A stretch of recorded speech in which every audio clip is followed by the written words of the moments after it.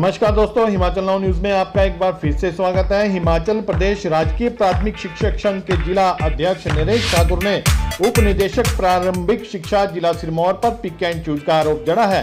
उन्होंने कहा कि कार्यालय में पहुंचे स्थानांतरण आदेश को रोका जाता है या फिर उन्हें वापिस कर दिया जाता है। इसके अलावा जिला अध्यक्ष ने उप निदेशक प्रारंभिक शिक्षा कार्यालय की कार्य प्रणाली पर भी सवाल खड़े किए हैं। उन्होंने कहा कि कार्यालय की धीमी गति से कार्य प्रक्रिया के चलते बीते 1.5 वर्षों से शिक्षकों की पदोन्नति नहीं हो रही है, जिसके चलते कई अध्यापक बिना प्रमोशन के ही रिटायर हो रहे हैं। उन्होंने वित्तीय लाभ से जिसके कारण उन्हें वित्तीय लाभों से भी वंचित होना पड़ रहा है। पीटीए अध्यक्ष नरेश ठाकुर ने कहा कि मंगलवार को संघ ने उप निदेशक प्रारंभिक शिक्षा जिला सिरमौर के साथ अपनी मांगों को लेकर एक बैठक भी की।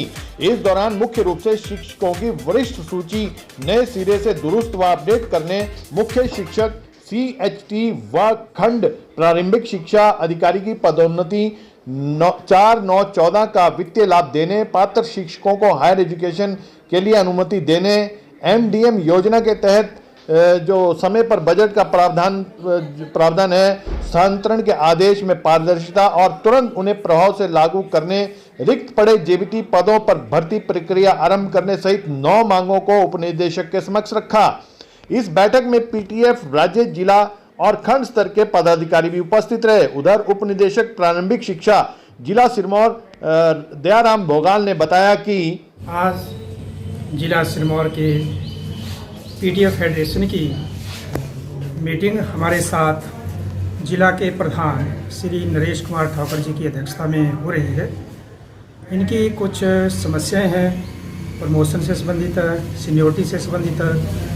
हम आपस में इनके साथ मिलकर बैठकर ये विचार विमर्श कर रहे हैं कि जो भी इनका समाधान सॉल्यूशन होगा उसको समयबद्ध तरीके के अनुसार जो है वो कर लिया जाएगा, और ताकि इनकी समस्याओं का समाधान पूर्ण रूप से हो सके।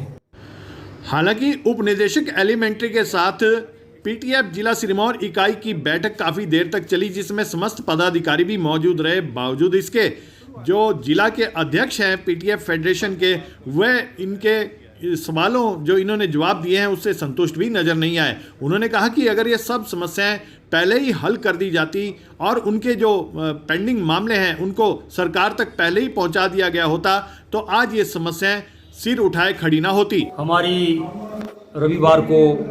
गत रविवार को हिंदू आश्रम में बैठक हुई थी जिला स्तर की, जिसमें हमारे सभी जिले के पदाधिकारी, जिले से राज्य के पदाधिकारी और सभी खंडों के प्रधान महासचिव थे, जिसमें हमने सर्वसम्मति से निर्णय लिया है कि हमारे जो जिले के अध्यापकों के कुछ लाभ है, उनकी मांग है, उनको हम डिप्टी डायरेक्टर के समक्ष रखेंगे और डिप्टी डायरेक्टर कार्यालय में जो धीमी गति से चल रहा है काम, उसको चुस्त दुरुस्त करेंगे। इसी संदर्भ में आज हमारी बैठक चली है।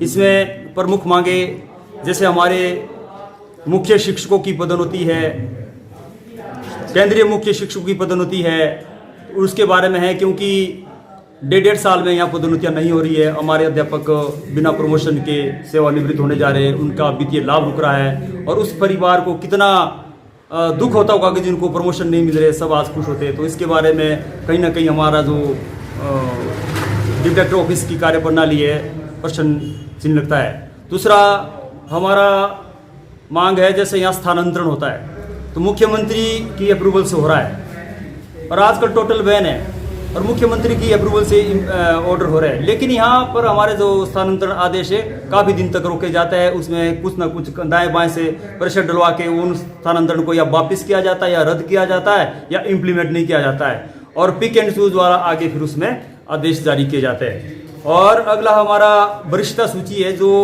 बहुत ही चिंता का विषय है। वर्ष 2006 के बाद हमारी जो अध्यापकों की वरिष्ठता सूची अपडेट नहीं की गई है। कितने अध्यापक प्रमोट हो गए, कितने अध्यापक छोड़ के चले गए, कितने एक्सपायर हो गए, ये कोई लेखा जोखा नहीं है। और इससे बड़ी इसमें अनियमितताएं हैं, कुछ गलतियां हैं, डेट ऑफ बर्थ की है, नाम सीनियरिटी में आगे पीछे है। तो ये भी हमारी आज प्रमुख मांग होगी और हम चाहेंगे कि समय रहते हमें टाइम दिया जाए कि कितने समय में पूरी की जाएगी। इसके अलावा हमारी मांगे है वित्तीय, जैसे 4/9/14 का वित्तीय लाभ है, ये भी है, अच्छा काम हो रहा है। इसमें हम ये नहीं कहेंगे कि इसमें कोई काम नहीं हो रहा है। इसके अतिरिक्त हमारे ज़िले में जैसे 2012 से पूर्व पूरे प्रदेश में मुख्य शिक्षक पदोन्नत हुए और 96 के बाद तो जितने भी मुख्य शिक्षक पदोन्नत हुए उनको वेतन वृद्धि रोक दी गई है। तो हमारी मांग है कि भी हमें वेतन वृद्धि दी जाए और 2012 के बाद जो मुख्य शिक्षक पदोन्नत हुए उनको वेतन वृद्धि दी जा रही है। तो हमारी मांग थी, हमारी शिक्षा मंत्री जी के साथ बात हुई 14 जुलाई को और उन्होंने इस पर बहुत ही सहानुभूति पूर्वक विचार किया और उन्होंने कहा कि ये जायज़ है और उन्होंने पता लगाना चाहा कि भाई कितने लोग हैं 2012 से पूर्व और कितना फाइनेंस इन्वॉल्व होता है। उसका एक लेटर हमारे उप निदेशक महोदय को दिया गया है, पर इन्होंने इस पर कोई कार्रवाई नहीं की है। कहने का तात्पर्य है कि कहीं ना कहीं हमारा जो कार्यालय है इसके ऊपर प्रश्न चिन्ह लग रहा है कि भी काम क्यों नहीं कर रहे हैं, जब सीट पे बैठे हैं काम क्यों नहीं हो रहा है और सिर्फ वही काम ज़्यादा हो रहे हैं जो थोड़े प्रेशर या दबाव वाले कार्य हो रहे हैं। तो मैं आज हमारे प्रमुख यहाँ बैठे हुए, इन्होंने भी आश्वासन दिया है अगर इसके बावजूद भी कोई दिक्कत आती है तो हम अपने उस स्तरीय जो हमारा विभाग है कार्रवाई करेंगे। बात नहीं बनेगी तो हम प्रदेश लेवल पे, जिला लेवल पे जो अध्यापक है विरोध करेंगे, सड़कों पे आएंगे और घेराव करेंगे अपने अध्यापकों के हितों के लिए, क्योंकि हमारा अध्यापक कहीं ना कहीं आज पीड़ित है, दुखी है, आक्रोशित है। बहरहाल अरसे के बाद स्कूल खुल रहे हैं और शिक्षा की उम्मीदें भी जो हैं अब रूटीन में चलने की उम्मीदें बनी हैं। ऐसे में जो शिक्षकों की लंबी मांगे हैं और इनकी मांगे भी, जो इनके विचार, आज जो इनकी बातें हमने सुनी हैं वो जायज़ हैं। ऐसे में अगर इन शिक्षकों की मांगों पर जल्द ही गौर नहीं किया गया तो शिक्षा आने वाले समय में और प्रभावित हो सकती है। HNN न्यूज़ के लिए नान से शैलेश सैनी की रिपोर्ट।